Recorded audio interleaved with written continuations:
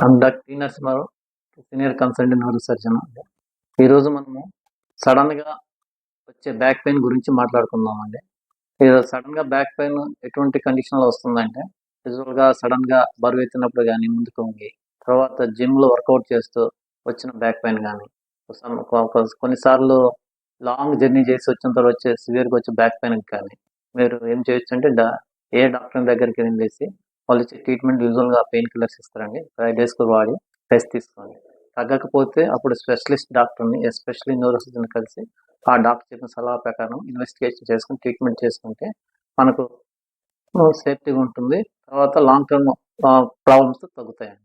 So ఎంఆర్ఐలో మనకి ఏం తెలుస్తుందంటే, యూజువల్గా వెనక ఉండే మజిల్స్లో ఏమన్నా స్ట్రెయిన్ పడిందా, లేకపోతే డిస్క్ అనేది ఉంటుంది. బోన్కి మధ్యలో డిస్క్ ఉంటుంది జాయింట్ దగ్గర. ఆ డిస్క్ ప్రొలాప్స్ అయ్యి వచ్చి నరానికి ఏమైనా టచ్ అవుతుందా, లేకపోతే పూర్తిగా బయటకు వచ్చి నరం మీద ఒత్తిడి పడుతుందా, లేకపోతే నరం చుట్టుకుందా అని తెలుస్తుంది. దాని రిపోర్ట్ చూసిన తర్వాత ఒకవేళ బలి ఉంటుంది అనుకోండి, పేషెంట్కి 2-3 వీక్స్ వరకు మెడిసిన్స్ ఇచ్చి రెస్ట్ తీసుకొని మనం రిజల్ట్ చూడొచ్చు. ఒకవేళ పేషెంట్కి పెయిన్ తగ్గిపోతే అతను వర్క్కి వెళ్ళొచ్చు. తగ్గలేదంటే అదర్ ట్రీట్మెంట్ వచ్చేసి ఒకసారి ఫిజియోథెరపీ కానీ, లేకపోతే మా ఇంజక్షన్స్ లోకల్గా ఇచ్చే ఇంజక్షన్స్ ఉంటాయండి.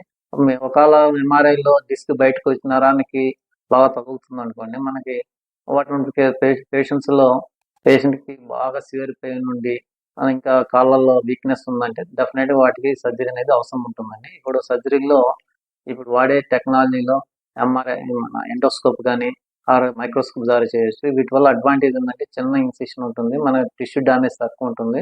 వీటి వల్ల ఇమీడియట్గా పోస్ట్ ఆఫ్ తర్వాత నెక్స్ట్ 12 అవర్స్లో లేచి నడవచ్చు. ఓ 2-3 డేస్ ఇంటికి వెళ్ళిపోవచ్చు. అతను వర్క్ మళ్ళా స్టార్ట్ చేసుకోవచ్చు అండి.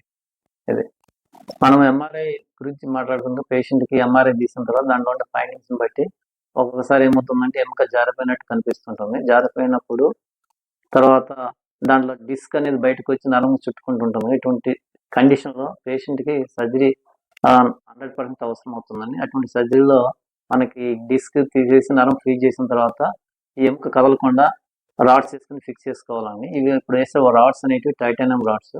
ఈ టైటానియం వల్ల ఫ్యూచర్లో మనకి ఏం ప్రాబ్లం ఉండదు. కావాలంటే ఎప్పుడైనా అవసరం ఉంటే వేరే ఎంఆర్ఐ తీసుకోవచ్చు. దీనివల్ల భయపడేసి రాడ్స్ వద్దు మనకు అవసరం లేదు. దీని గురించి రాడ్స్ పడితే మనకి ఫ్యూచర్ ప్రాబ్లం అవుతుందనేది అపోహ వద్దండి.